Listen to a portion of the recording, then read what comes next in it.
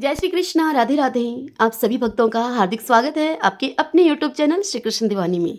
आज हम सुनेंगे कार्तिक मास महात्म्य के 10वें दिन की कथा। तो आइए देर न करते हुए आप सभी जन मेरे साथ बोलिए, ओम नमो भगवते वासुदेवाय।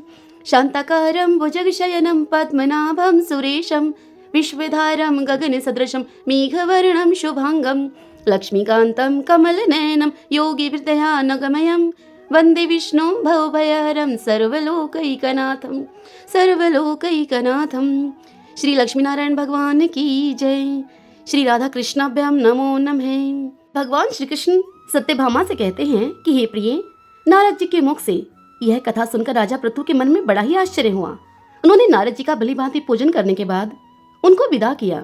पूर्व काल में अवंतीपुरी में धनेश्वर नाम का एक ब्राह्मण रहा करता था।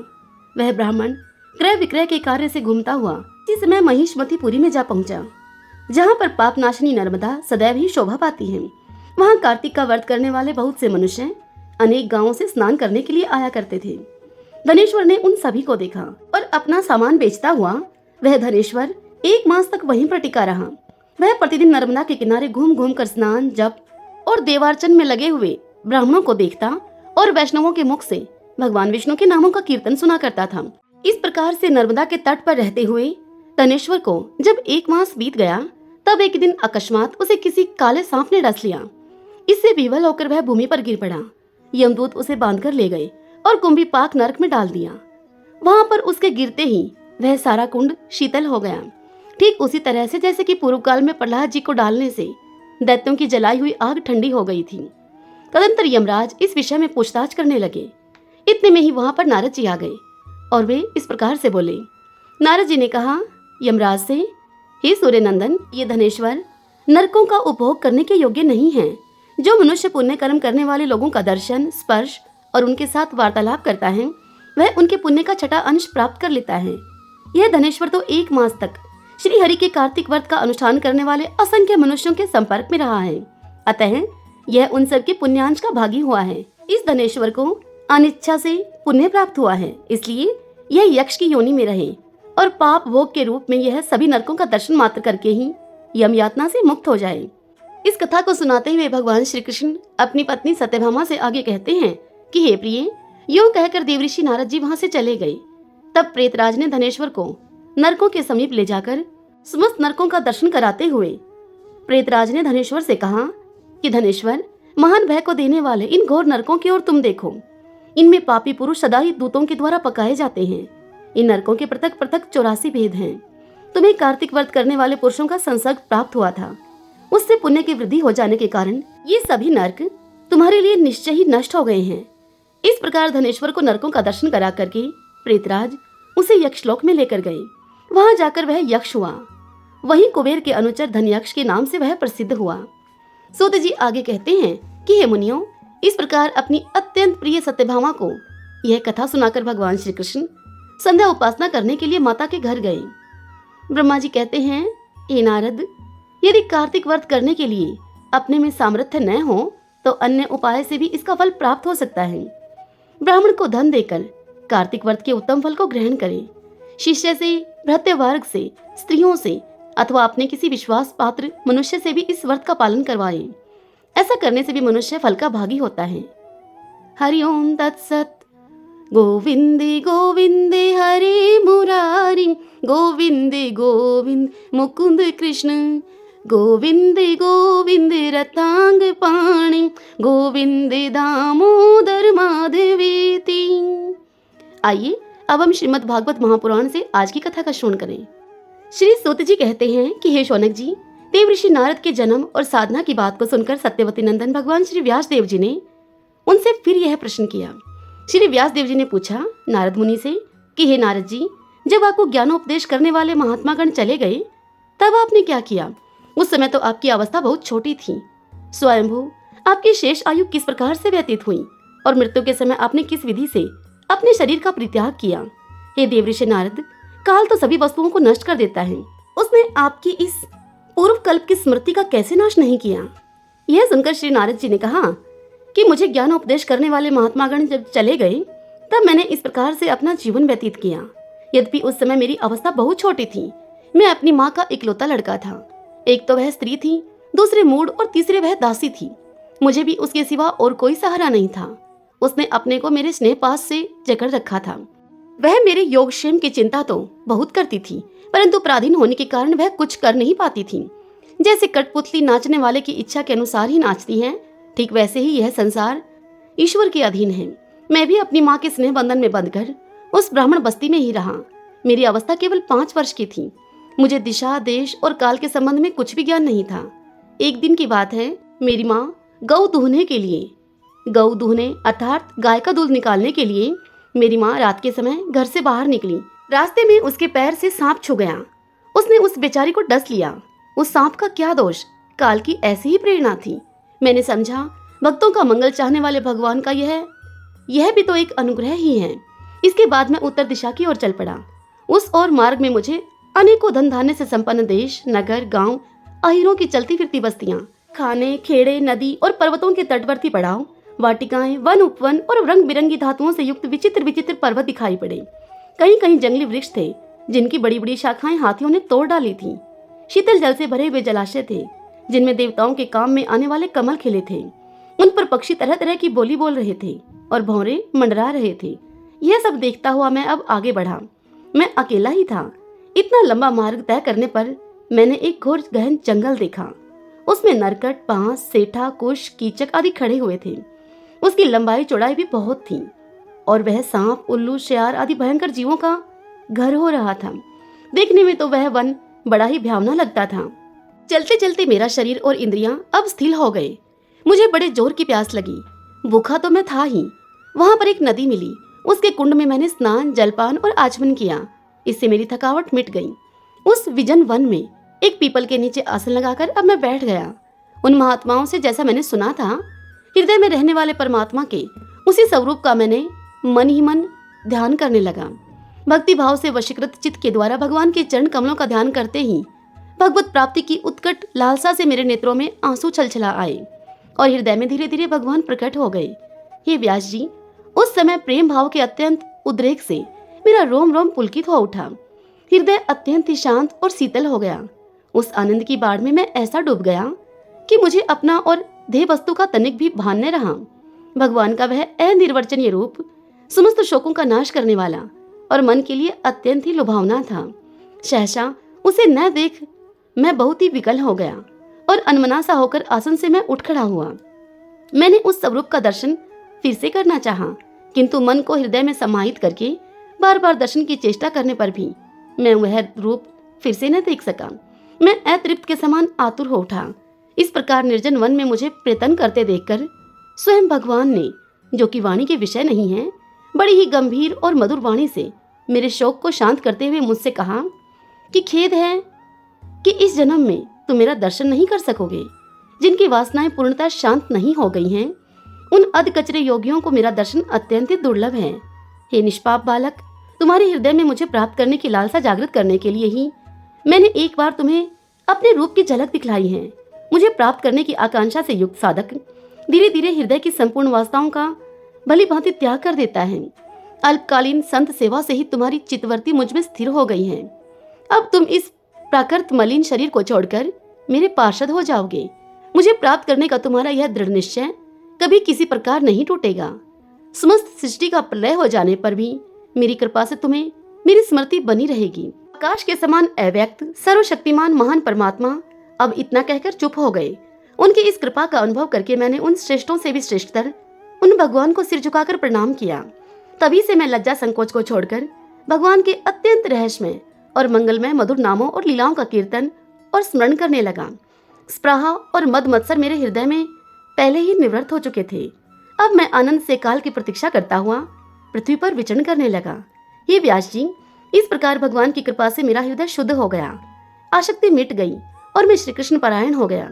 कुछ समय के बाद जैसे एकाएक बिजली कौंध जाती है, ठीक वैसे ही अपने समय पर मेरी मृत्यु आ गई।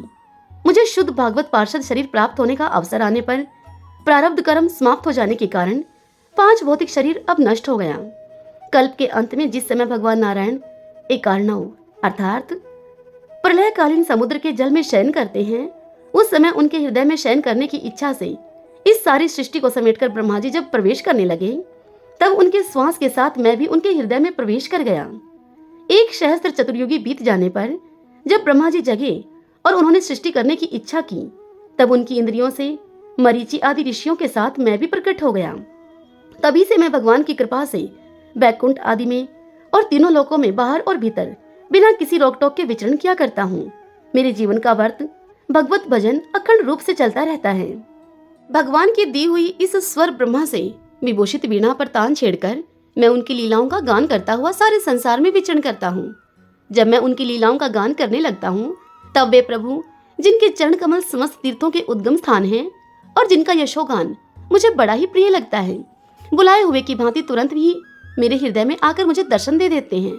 जिन लोगों का चित्त निरंतर विषय भोगों की कामना से आतुर हो रहा है, उनके लिए भगवान की लीलाओं का कीर्तन संसार सागर से पार जाने का जहाज है। हे व्यासदेव जी, यह मेरा अपना अनुभव है। काम और लोभ की चोट से बार बार घायल हुआ हृदय श्री कृष्ण सेवा से जैसी प्रत्यक्ष शांति का अनुभव करता है, यम नियम आदि योग मार्गों से वैसी शांति नहीं मिल सकती। हे व्यास जी, आप तो निष्पाप हैं। आपने मुझसे जो कुछ पूछा था वह सब मैंने अपने जन्म और साधना का रहस्य तथा आपकी आत्म तुष्टि का उपाय मैंने बतला दिया। श्री सूत जी आगे कहते हैं, हे शौनक आदि ऋषियों, देव ऋषि नारद ने व्यास जी से इस प्रकार कहकर अब उनसे जाने की अनुमति ली और वीणा को बजाते हुए स्वच्छंद विचरण करने के लिए वे अब चल पड़े। आहा, ये देव ऋषि नारद धन्य हैं, क्योंकि ये शारंग पाणी भगवान की कीर्ति को अपनी वीणा पर गा कर स्वयं तो आनंद मगन होते ही हैं, साथ ही साथ इस त्रिताप तप्त जगत को भी आनंदित करते रहते हैं। यह सुनकर श्री शौनक जी ने पूछा कि हे सूत जी, सर्वज्ञ एवं सर्वशक्तिमान व्यास भगवान ने नारद जी का अभिप्राय सुन लिया, फिर उनके चले जाने पर उन्होंने क्या किया? तब श्री सूत जी कहने लगे कि हे शौनक आदि, ब्रह्मा नदी सरस्वती के पश्चिम तट पर साम्यप्राश नाम का एक आश्रम है। वहां पर ऋषियों के यज्ञ चलते ही रहते हैं। वहीं व्यास जी का अपना एक आश्रम है।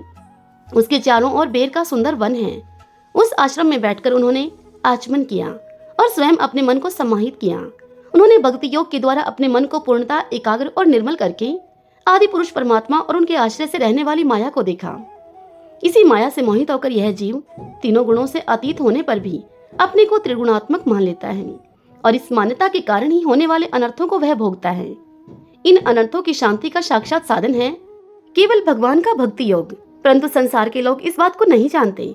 यही समझकर उन्होंने इस परम हंसों की संहिता श्रीमद् भागवत की रचना की।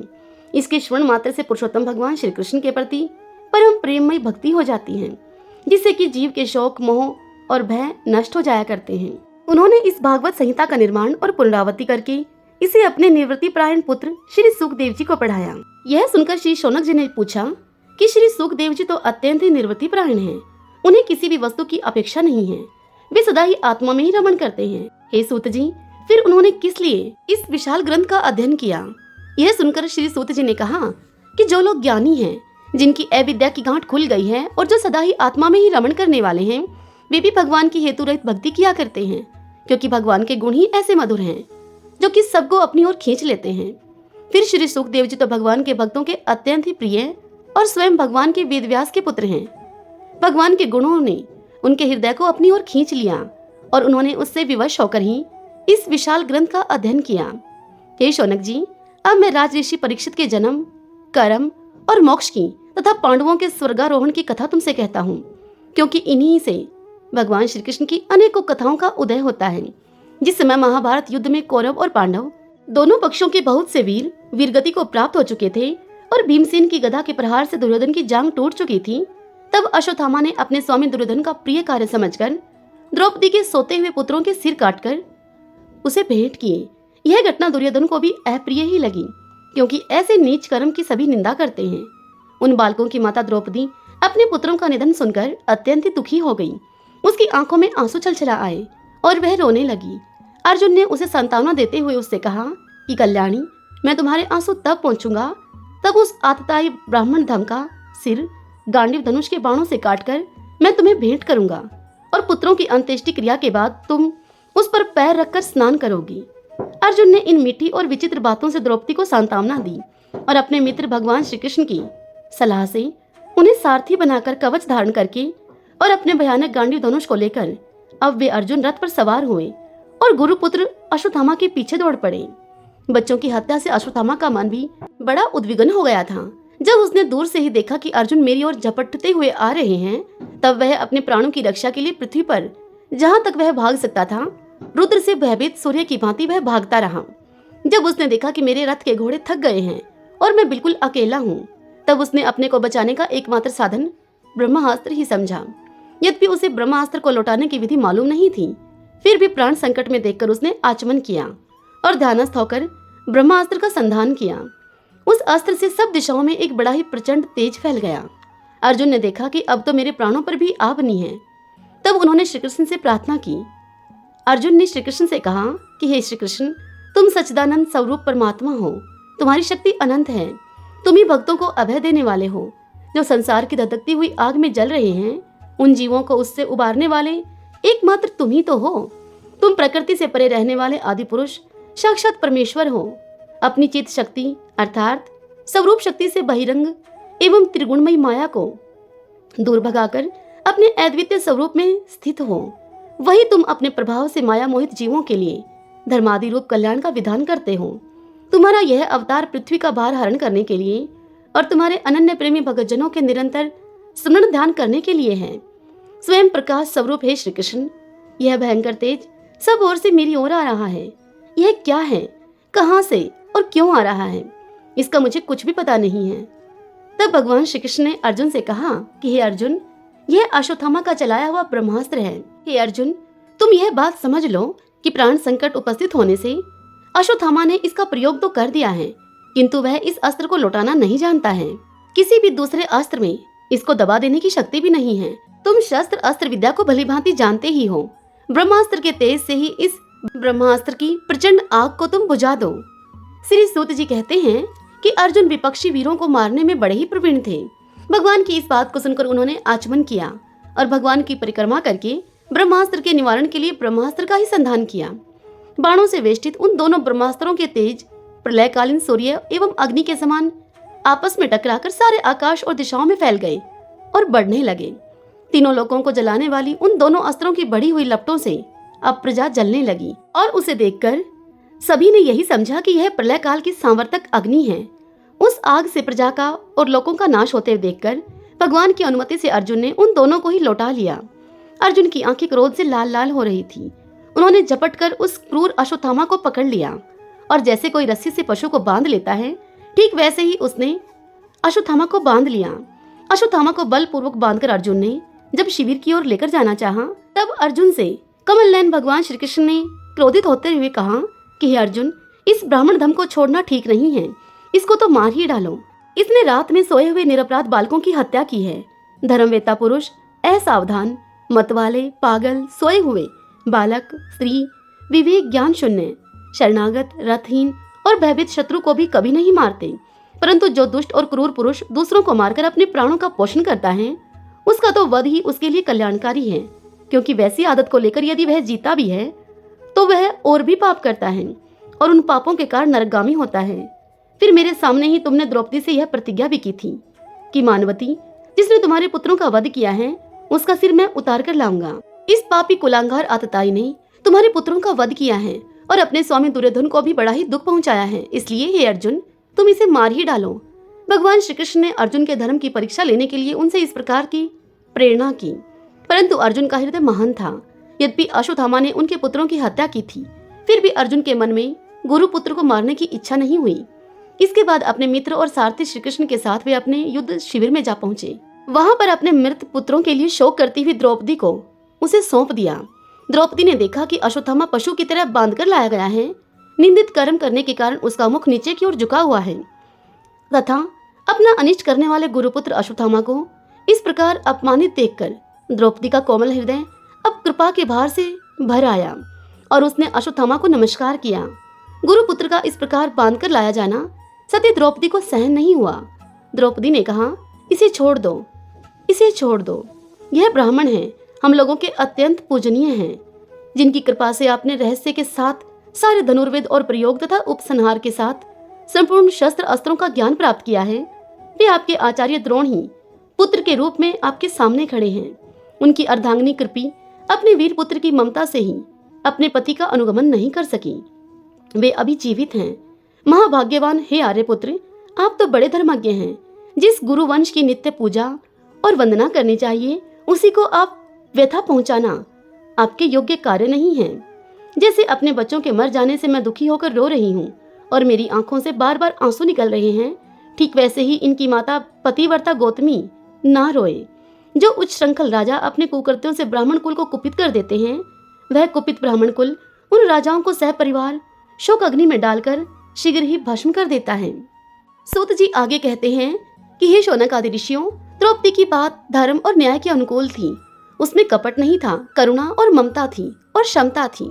अतएव राजा युधिष्ठिर ने रानी के इन हित भरे श्रेष्ठ वचनों का अभिनंदन किया।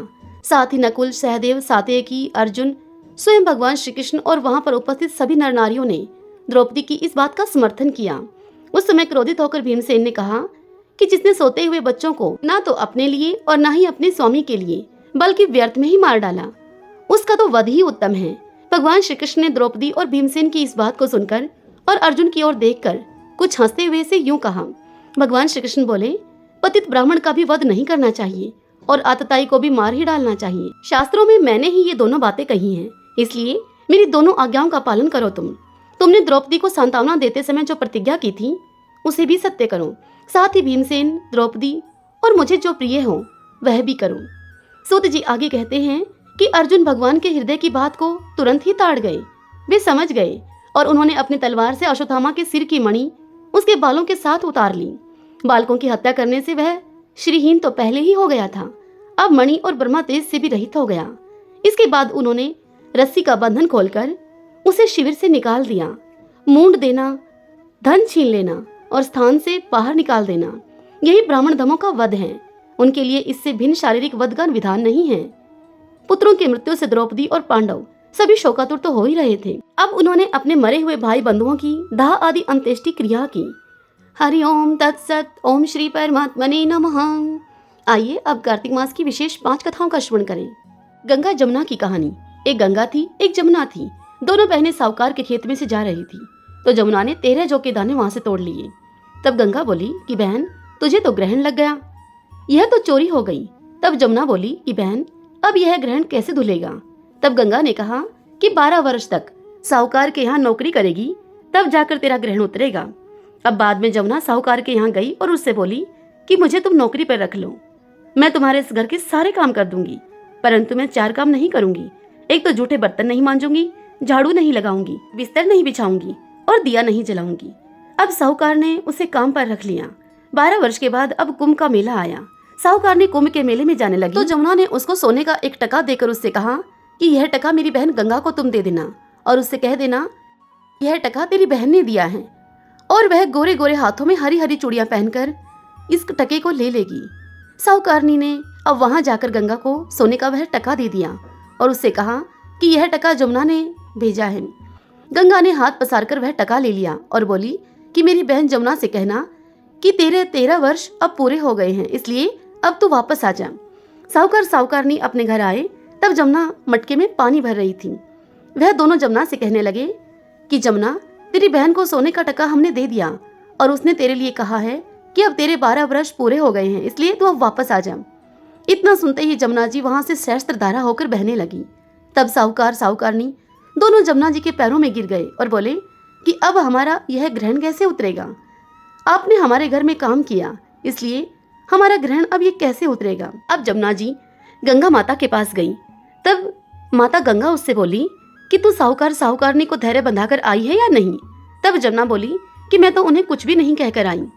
तब गंगा जी बोली कि उनके पास जा और उनको धीरज देकर आ, नहीं तो उन्हें संतोष कैसे होगा। तब गंगा जी साहूकार साहूकारनी से स्वप्न में बोली कि उठो, मैं जमुना हूँ, तुम ऐसे क्यों पड़े हो, उठकर कुछ खाओ पियो। तब वह उनसे बोले कि हम कैसे उठें, हमें तो ग्रहण लगा है, हम दोनों ने तुम्हारे से अपने घर का ऊंचा नीचा सब काम करवाया है। ये सुनकर जमुना जी उनसे बोली, तुम्हें ग्रहण नहीं लगा है, मैं तो अपना ग्रहण उतारने के लिए तुम्हारे घर आई थी। जब मैं तुम्हारे खेत से जा रही थी तब तुम्हारे खेत से मैंने जौ के 13 दाने तोड़ लिए थे, इसलिए मुझे ग्रहण लग गया था और वह ग्रहण उतारने के लिए ही मैं तुम्हारे घर आई थी। मेरे 12 वर्ष अब पूरे हो गए, इसलिए तुम्हारी मुक्ति हो जाएगी। जब साहूकार साहूकारनी सुबह उठकर देखा उन्होंने तो उनके सारे घर में बहुत सा धन हो गया है। ये गंगा जमुना माता जैसे साहूकार साहूकारनी को दर्शन दिए, उनकी मुक्ति करवाई, वैसे ही हमारी भी कराना, हमारे सारे परिवार की कराना। इस कथा को कहते सुनते हुंकारा भरते, सब पर अपनी कृपा करना। सभी बोलिए गंगा जमुना माता की जय। एक बुढ़िया माई थी, वह मिट्टी के गणेश जी की पूजा किया करती थी। रोज मिट्टी के गणेश जी बनाती और रोज वह गणेश जी गल जाते। तभी वहाँ सामने ही एक सेठ का मकान बन रहा था। बुढ़िया माई वहाँ जाकर बोली कि भाई पत्थर के गणेश जी बना दो मेरे लिए। तब मिस्त्री उसे बोले कि बुढ़िया माई, जितनी देर में हम तेरे पत्थर के गणेश जी घड़ के देंगे, उतनी देर में तो हम अपनी यह दीवार चिन देंगे, हमारे पास समय नहीं है। यह सुनकर उस बुढ़िया माई को बड़ा गुस्सा भी आया और वह दुखी भी हुई। जाते जाते वहां से बुढ़िया माई उस मिस्त्री को बोली कि राम करे तुम्हारी दीवार टेढ़ी हो जाए। और अब उनकी यह दीवार टेढ़ी हो गई। मिस्त्री बार बार उस दीवार को चिने और वह बार बार उस दीवार को गिरा दे, क्योंकि वह हर बार ही टेढ़ी हो जाती। इस तरह करते करते अब सुबह से शाम हो गई। शाम हुई तब सेठ जी वहां पर आए देखने के लिए कि मेरा मकान अब कितना बन गया है। तो आकर सेठ जी क्या देखते हैं कि आज तो कुछ काम ही नहीं हुआ। यह देखकर मिस्त्री को वह बोले कि मिस्त्री, आज तूने कुछ काम नहीं किया। यह सुनकर मिस्त्री ने सेठ को सारी बात बताई कि एक बुढ़िया माई आई थी और वह हमसे अपने पत्थर के गणेश जी बनवा रही थी। उसने हमसे पत्थर के गणेश जी बनाने का आग्रह किया, हमने नहीं बनाए। तब उसने कहा कि तुम्हारी दीवार टेढ़ी हो जाए। जब सेठ ने यह सुना तो उसने बुढ़िया माई को वहां बुलवाया और उससे कहा कि हम तुम्हारे लिए सोने के गणेश जी बनवा देंगे, तुम हमारी यह दीवार सीधी करा दो। तब बुढ़िया माई ने गणेश जी से यह प्रार्थना की और अब वह दीवार जब मिस्त्री ने बनाई तो वह सीधी चिनी गई। तब सेठ जी ने खुश होकर अपने वचन को पूरा किया, उस बुढ़िया माई को सोने का गणेश जी बनवा कर दिया। हे गणेश जी महाराज, जैसे आपने सेठ की दीवार को सीधा किया, वैसे ही सबके कार्य सिद्ध करना। इस कथा को कहते सुनते हुंकारा भरते, सभी पर अपनी कृपा करना। बोलिए गजानंद गणेश की जय। राम लक्ष्मण की कहानी। एक जाटनी बहुत गरीब थे। जाटनी जाट से बोली कि मैं तुम्हें 4 रोटी बना के दूंगी, तुम नदी के किनारे जाना और वहां पर राम और लक्ष्मण तुम्हें बैठे हुए मिलेंगे। तुम उनको जाकर कहना, राम बड़े लक्ष्मण छोटे, वो बैठे अम्बे की डाली, वो बैठे चंबे की डाली।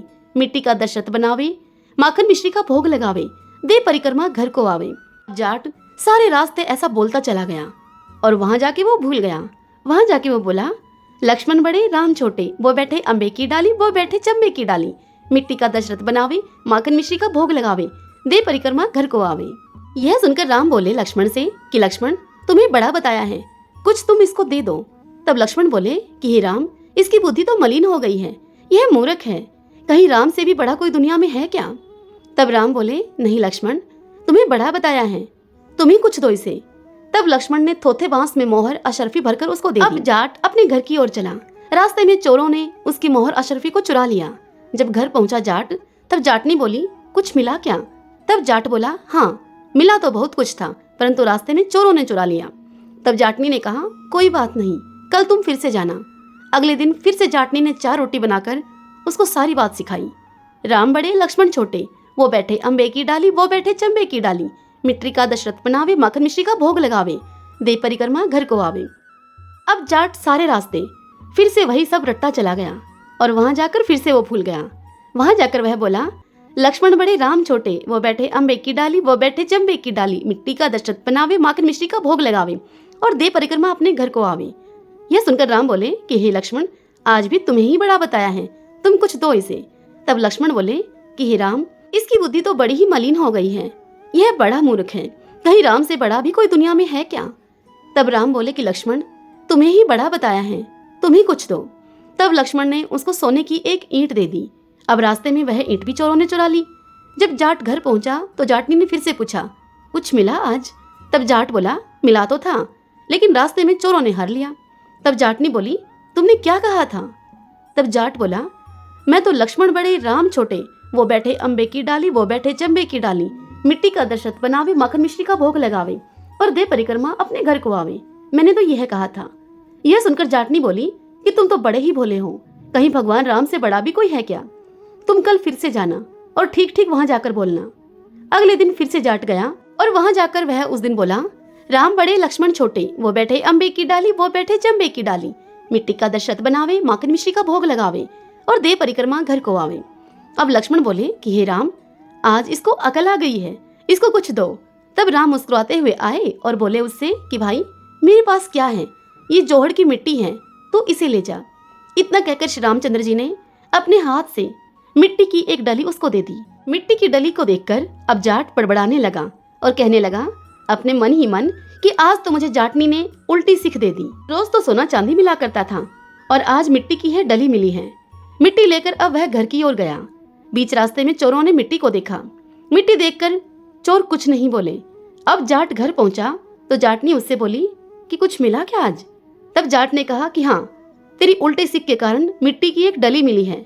तब जाटनी आई और बोली कि कोई बात नहीं, कुछ तो लेकर ही आए हो घर में, और दिन तो तुम खाली हाथ ही घर लौट आते थे। मिट्टी कुछ न कुछ काम तो आएगी ही। मैं चूल्हा लीप लूंगी, मैं आंगन लीप लूंगी, इस डली से मैं कुछ न कुछ काम तो बना ही लूंगी। और यह कहकर जाटनी ने वह डली जाट से ले ली और तुलसी के पौधे के गमले में रख दी। अब वे दोनों रात को सो गए। सवेरे उठकर देखा तो तुलसी के गमले में हीरे मोती जगमगा रहे हैं। भगवान राम तो मिट्टी का भी सोना कर देते हैं। जैसे भगवान राम ने उनकी दरिद्रता को दूर किया, ऐसे ही सबकी दरिद्रता को दूर करें। इस कहानी को कहते सुनते हुंकारा भरते सबकी दरिद्रता दूर हो। बोलिए जय श्री राम। तुलसी जी की कहानी। कार्तिक के महीने में सभी औरतें तुलसी माता को सींचने के लिए जाती थी। सभी औरतें तो आती, तुलसी माता को सींचकर वापस चली जाती, किंतु एक बुढ़िया माई आती और तुलसी माता से यह कहती, तुलसी माता सबकी दाता, मैं बिरला सिंचू तेरा, तू कर निस्तारा मेरा। मुझे बहू दे, पीले रंग की धोती दे, मीठा मीठा ग्रास दे, बैकुंठ का वास दे, चटके की चाल दे, अच्छी मौत दे, चंदन का काट दे, अच्छा राज दे, दाल भात खाने को दे और 11 का दिन दे, कृष्ण का कंधा दे। तब तुलसी माता यह बात सुनकर अब सूखने लगी। तब भगवान श्री कृष्ण ने तुलसी से पूछा कि हे तुलसी, तुम क्यों सूख रही हो? तब तुलसी माता ने श्री कृष्ण जी को बताया कि मेरे मन की मत पूछो आप। तब भगवान ने कहा कि अगर यह बात मैं नहीं पूछूंगा तो फिर तुमसे और कौन पूछेगा?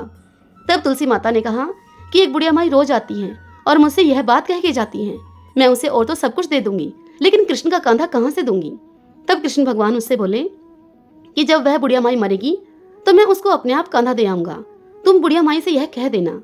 अब बुढ़िया माई समय आने पर मरी तो सारे गांव के लोग इकट्ठे हुए और बुढ़िया माई को उठाकर लेकर जाने लगे, किंतु बुढ़िया माई इतनी भारी हो गई कि वह किसी से भी न उठी। तब सभी कहने लगे कि यह तो इतनी पूजा पाठ किया करती थी, पाप नष्ट होने की माला भी फेरती थी और फिर भी इतनी भारी हो गई। तभी वहां पर भगवान बूढ़े ब्राह्मण का वेश धारण करके गए और उन सबसे पूछने लगे कि यह कैसी भीड़ है भाई? तब आदमी कहने लगे कि यह बुढ़िया माई मर गई, बड़ी पापनी थी, इसलिए किसी से उठाई नहीं जा रही। तब भगवान ने कहा कि मेरे को इसके कान में एक बात कहने दो, तब यह आसानी से उठ जाएगी। तब वहां खड़े हुए कुछ लोग बोले कि हमने तो प्रयास कर लिया, तुम भी अपनी कोशिश करके देख लो। अब भगवान बुढ़िया माई के पास गए और उसके कान में जाकर कुछ यूं कहा। भगवान ने कहा, बुढ़िया माई अपने मन की निकाल ले, पीताम्बर की धोती ले, मीठा मीठा ग्रास ले, बैकुंठ का वास ले, चटके की चाल ले, चंदन का काट ले, झालर की झनकार ले, दाल भात का भोजन ले और श्री कृष्ण का कंधा ले। यह सुनकर बुढ़िया माई अब हल्की हो गई और उसे भगवान श्री कृष्ण अपने कंधे पर ले गए। अंत में बुढ़िया माई को मुक्ति मिल गई। हे तुलसी माता, जैसे आपने उसकी मुक्ति की वैसे ही हमारी भी करना। हे श्री कृष्ण भगवान, जैसे आपने बुढ़िया माई को कंधा दिया वैसा ही हमें भी देना। बोलिए तुलसी माता की जय। तपसी लपसी की कहानी। एक लपसी था, एक तपसी था। तपसी तो भगवान की तपस्या करता था और लपसी सवा सिर की लापसी बनाकर भगवान को भोग लगाता और लोटा हिलाकर जीम लेता था। एक दिन वे दोनों आपस में लड़ने लगे। लपसी बोला मैं बड़ा हूँ, तपसी बोला मैं बड़ा हूँ। इतने में ही नारद जी वहां पर आए और पूछा कि तुम क्यों लड़ रहे हो? तब तपसी ने कहा कि मैं बड़ा हूँ। लपसी ने कहा मैं बड़ा हूँ, मैं सारे दिन भगवान की पूजा करता हूँ। तब नारद जी बोले तुम लड़ो मत, तुम्हारा फैसला मैं कल कर दूंगा। अब दूसरे दिन तपसी नहा धोकर आ रहा था तो नारद जी ने उसकी परीक्षा लेने के लिए 1.25 करोड़ की अंगूठी उसके आगे फेंक दी और खुद छिपकर देखने लगे। जब तपसी ने देखा कि 1.25 करोड़ की अंगूठी उसके आगे पड़ी है, तब तपसी ने वह अंगूठी उठाकर अपने घुटने के नीचे दबा ली और लग गया फिर से तपस्या करने। जब लपसी उठा सुबह तो नहाया धोया, सवा सिर की लापसी बनाई और भगवान को भोग लगाकर अब लोटा हिलाकर जीमने ही लगा था कि इतने में नारद जी वहां सामने आए और उन दोनों को आवाज लगाई। तब नारद जी को आया हुआ देखकर तपसी बोला कि मैं बड़ा हूँ। तब नारद जी ने कहा तू अपना घुटना उठा। अब तपसी ने जब अपना घुटना उठाया तो 1.25 करोड़ की अंगूठी निकली। तब नारद जी बोले कि यह अंगूठी तूने चुराई है, इसलिए तेरी तपस्या अब से भंग हो गई, अब से लपसी बड़ा है। यह सुनकर तपसी कहने लगा कि महाराज मेरी तपस्या का फल मुझे कैसे मिलेगा, मेरा यह दोष कैसे दूर होगा? तब नारद जी बोले तेरी तपस्या का फल, तेरे इस दोष का निवारण कार्तिक स्नान करने वाली तुझे देंगी। सबकी कहानी कहकर तेरी कहानी यदि ना कहेंगी तो उनके कार्तिक का फल तुझे मिलेगा। साड़ी देकर ब्लाउज नहीं देंगी तो उसका वह पुण्य फल तुझे होगा। ब्राह्मण जिमाकर दक्षिणा नहीं देंगी तो वह पुण्य फल तुझे मिलेगा। रोटी बनाकर आखिर में बाटा नहीं बनाएगी तो वह फल तुझे मिलेगा। तभी से तपसी लपसी की कहानी हर कथा कहानी को सुनने के बाद कहीं और सुनी जाने लगी। भक्तजनों, श्री विष्णु सहस्त्रनाम पाठ सुनने से अनंत पुण्य की प्राप्ति और पापों का नाश होता है, किंतु वीडियो की अवधि बढ़ जाने के कारण सहस्त्रनाम पाठ का लिंक हम आपकी सुविधा के लिए कार्तिक महात्म्य के डिस्क्रिप्शन बॉक्स में डाल रहे हैं। वहां से श्री विष्णु सहस्त्रनाम पाठ को सुन लीजिए। यदि आपने कार्तिक महात्म्य की अन्य कथाओं को नहीं सुना है तो वह भी आपको प्लेलिस्ट में मिल जाएंगी। आइए अब श्री तुलसी महारानी और शालिग्राम भगवान की आरती करते हैं। जय तुलसी माता, सब जग की सुखदाता वरदाता। जय जय तुलसी माता, सब योगों के ऊपर, सब रोगों के ऊपर, रुच से रक्षा करके भवत्राता। जय जय तुलसी माता, बटुपुत्री हे श्यामा, सुरबल हे ग्राम्या, विष्णु प्रिय जो तुमको सेवे, सो नर तर जाता। जय जय तुलसी माता, हरि के शीश विराजत, त्रिभुवन से हो वंदित, पतित जनों की तारिणी विख्याता। जय जय तुलसी माता, लेकर जन्म विजन में आई दिव्य भवन में, मानव लोक तुम्हीं से सुख संपत्ति पाता। जय जय तुलसी माता, हरि को तुम अति प्यारी, श्याम वरण सुकुमारी, प्रेम अजब है उनका तुमसे कैसा नाता। जय जय तुलसी माता, हमारी विपद हरो तुम, कृपा करो माता। मैया जय तुलसी माता, जय जय तुलसी माता, सब जग की सुखदाता, सबकी वरदाता। मैया जय तुलसी माता, बोलिए तुलसी महारानी की जय। शालिग्राम सुनो विनती मेरी, यह वरदान दया कर पाऊं, प्रातः समय उठी मंजन करके, प्रेम सहित मैं स्नान कराऊं। चंदन धूप दीप तुलसी तल, वरण वरण के पुष्प चढ़ाऊं। तुम्हारे सामने नृत्य करूं नित, प्रभु घंटा शंख मृदंग बजाऊं। चरण धोए चरणामृत लेकर, कुटुंब सहित बैकुंठ सिधाऊं। जो कुछ रूखा सूखा घर में, भोग लगा कर भोजन पाऊं। मन वचन कर्म से पाप किए जो, परिक्रमा के साथ बहाऊं। ऐसी कृपा करो तुम मुझ पर, यम के द्वार में जाने न पाऊं। माधो मास की विनती यही है, हरिदासन के दास कहाऊं। शालिग्राम सुनो विनती मेरी, यह वरदान दया कर पाऊं। शालिग्राम भगवान की जय।